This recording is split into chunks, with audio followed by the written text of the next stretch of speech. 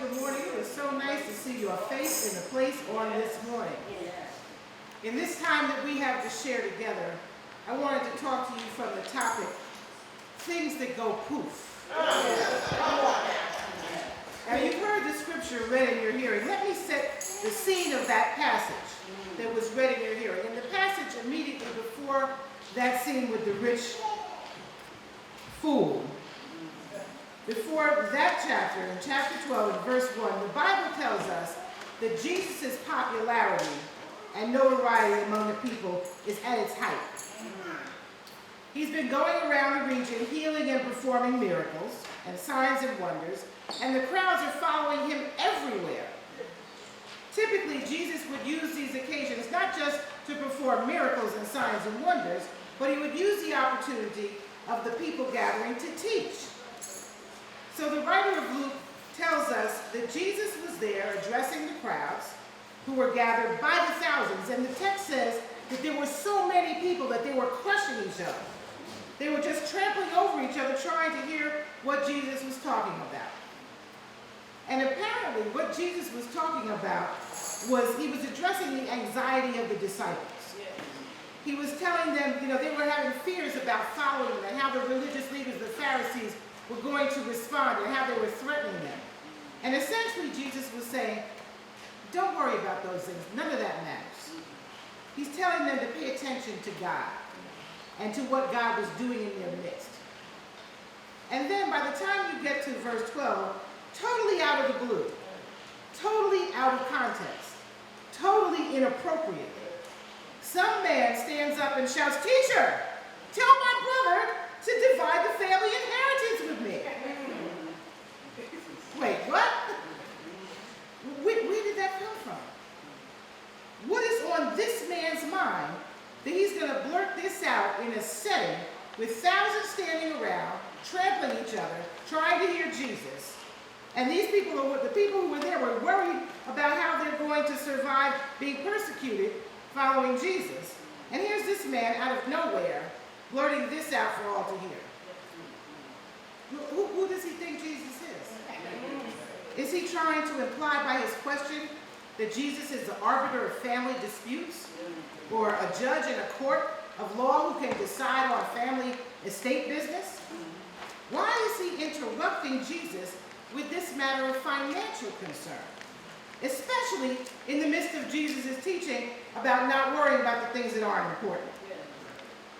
This is just, in my opinion, it's just out of place and it's weird. And Jesus, see, this is why I love Jesus. He asked him straight out, who do you think I am? I mean, what am I supposed to, am I the judge and arbiter over you? And as I was studying this text, I just could not seem to get over how inappropriate, how completely rude, how self-centered and selfish this man was. I mean, can you imagine? Picture the scene. Thousands crushing in around Jesus, who's teaching some valuable lessons, talking about the things of God, talking to the people about the important things that they should be focused on and how to engage with the religious leaders.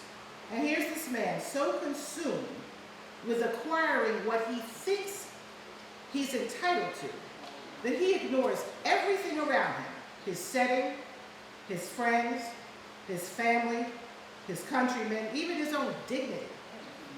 And he blurts out this totally selfish and out-of-place request. It calls to my mind a funny thing I heard I sometimes say, I may not be much, but I'm all I think about.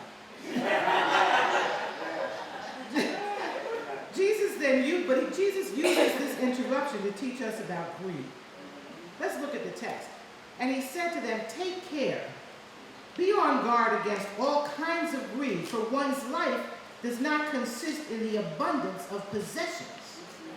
Then he told them a parable. The land of a rich man produced abundantly. And he thought to himself, what should I do? For I have no place to store my crops.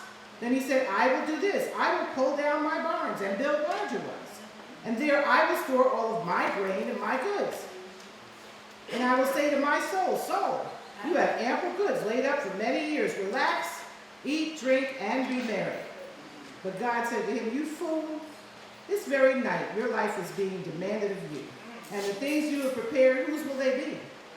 So it is with those who store up treasures for themselves but are not rich towards God.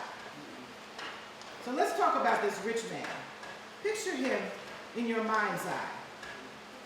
I imagine he was a middle-aged, olive-skinned man, a man probably in his 40s or so, a man who had many people working for him, who was accustomed to going to market with his harvest, negotiating, making deals, feeling pretty good about himself. Imagine that he starts to realize how well it's going for him. In this particular season, he's pacing around, he's feeling good about himself.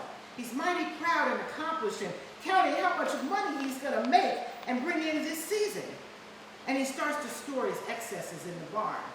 And then the workers come in and they say, boss, the barn is almost full. We're going to need some more space. And then notice his language, because out of the mouth flow the issues of the heart. Listen to him. What should I do? I have nowhere to store my crops.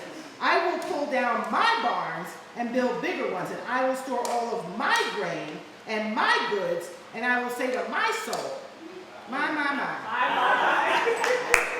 That's a whole lot of me, myself, and I, isn't it? I mean, this man, instead of giving credit to God for the rain that watered his crops, for the sun that nourished the crops, for the land that held the seed, for the God who forbade the birds from eating up the grain, so the crops could grow into the seed could go into the ground and become crops.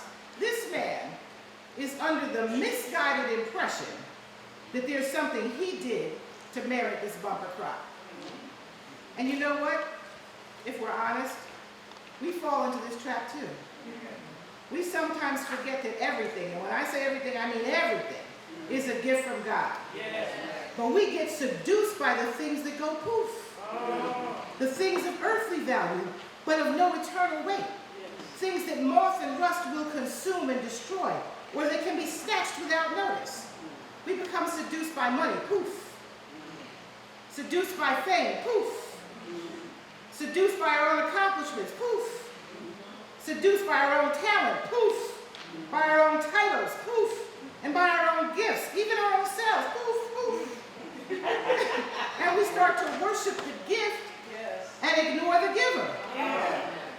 We forget that it's really only by the grace and mercy of a loving God that we can even breathe on today. That we can rise in the morning and place one foot before the other. It's only God that gives us the activity of our limbs and our minds. It's only God. But how soon we forget and buy into the illusion of scarcity and self-sufficiency and self-control. How easily we give glory not to God, but to the things that go poof. Look at the farmer, a farmer of all people, who should know better. Think about it. Farming is one of those endeavors that is singularly dependent on God's favor for success and reward. I mean, the crops would not grow without the sunshine, without the rain. There could have as easily been a drought. And those were common in those days. There could have been windstorms to blow away the seeds. The jackals and the other creatures could have eaten all of his produce, but God smiled on him and gave him favor. But this man, like many of us, thought that what God had provided was all his doing. He denied that it was God who supplied all of his needs according to God's riches. He forgot that it's only the goodness of God that had him in such a position of favor. He was just ungrateful, selfish, and self-seeking. That, I think, is the major problem of the human condition. We are ego-centered, selfish. We talked about this morning in Bible study, in not school experience. We are ego-centered, selfish, self-absorbed, and generally ungrateful. Am I right or wrong? This is the problem. We are driven by hundreds of forms of fear, self-delusion, self-seeking, and self-pity, and we are seduced by the things that go poof. The man in the opening scene and the man in the parable have things in common with one another. The man who shouted out to Jesus inappropriately in the middle of his teaching was thinking of no one but himself. Just selfish, ignoring everybody around him. Afraid he would have less than what he needs and feeling sorry for himself, he wanted Jesus to decide the fate of his family inheritance. And believe me, even inheritances go poof soon enough. But Jesus was saying to the crowd from verses 1 to 11 that they should not worry about the things that go poof. And the man in the parable, well, he's even worse. Giving no credit to God for his abundance. He's flying high on his own ego and what he thinks he's accomplished. He's thinking of the best way to hoard his riches and keep them all to himself. This abundance, these riches that he had, this unmerited favor could have caused any number of reactions in the man. He could have sold it, which of course he didn't want to do, because if he'd taken that much to the marketplace, he would have driven down his own prices. Simply put, his greed and his lust for more would not allow him to do that. He could have shared it with the poor and those who had no food.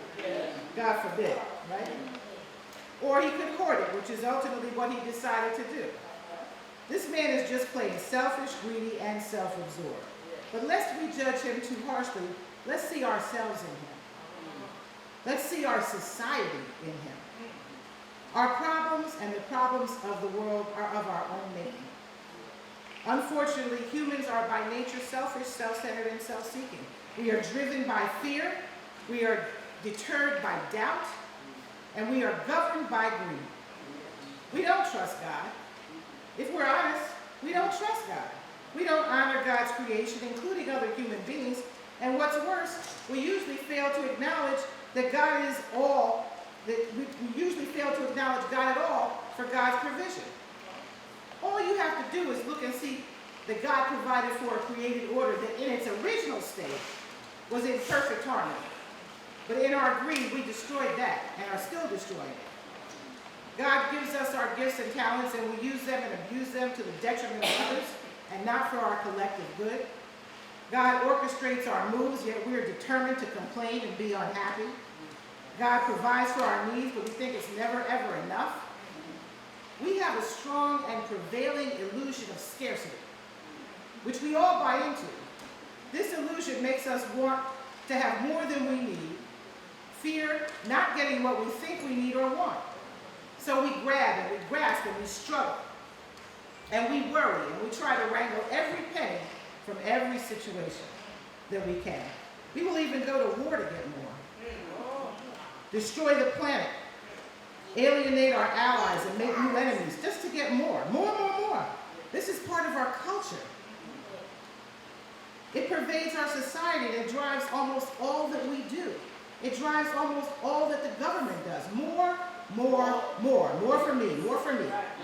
We are so greedy that we look for angles on how to capitalize on any endeavor, how to get our piece of what we think is a small pie, and then instead of sharing what we get, we hoard it and store it and refuse to share it. Like the rich man, we are fools. But the Lord tells the rich man, you fool, this very night, your life will be demanded of you. And poof, no need to worry about that bumper crop now, is there? No need to build a bigger barn. No need to save for a rainy day. No need to worry about sharing or selling or storing. No need now. So be on your guard. That's what Jesus said. Be on your guard. Look at the first thing that Jesus says to the people. After that interruption, be on your guard. Beware. In other words, be aware. Be on your guard. In other words, resist all kinds of greed. Life is not just about possessions, and greed is not just about money. Failing to share love is greed. Withholding compassion is greed. Failing to care for the least of these is greed. Hoarding your gifts and talents and refusing to use them in the service of others is greed. Failing to spend time with God and explore God's mysteries is greed. But ultimately, I think the root of our problems, of all of our problems, is not really selfishness, nor is it greed, and it's not self-centeredness, really. In truth, the granddaddy of all these things, the root of our real problems, is fear. Fear is why we hoard. Fear is why we hold ourselves back from others and from God. Fear is why we grasp and we grab and we struggle so mightily to get a piece of the pie. It's fear that causes wars and fear that inspires and stirs tribalism and nationalism and racism and sexism, homophobia, and injustice. And ultimately, what we fear the most, though, is death. The death of our egos, the death of our bodies, the death of life as we know it and want it to be, with us at the center. That's what we fear, that we're not going to be at the center of the universe. The fear of death is actually killing us. This is the thing. Until we die to self, until we die to self, we will never experience the fullness of God. Because no matter how much you have, no matter how gifted you are, no matter how many coins you have, you can't take it with you into your eternal rest. Not one coin, not $1, not one special gift or kind smile, or craved for hug, not one sacred conversation or special relationship, not one opportunity to worship or pray or laugh or live with reckless abandon can you take with you to your eternal rest. You can't take it with you. So give generously, love passionately, serve faithfully, and rejoice in the Lord always, because God is. One day the things of this earth will grow strangely dim. Yes. In a moment, in the twinkling of an eye, poof, these things will vanish. Yes. And then we will experience the light of the glory of God. Amen? Amen. Amen.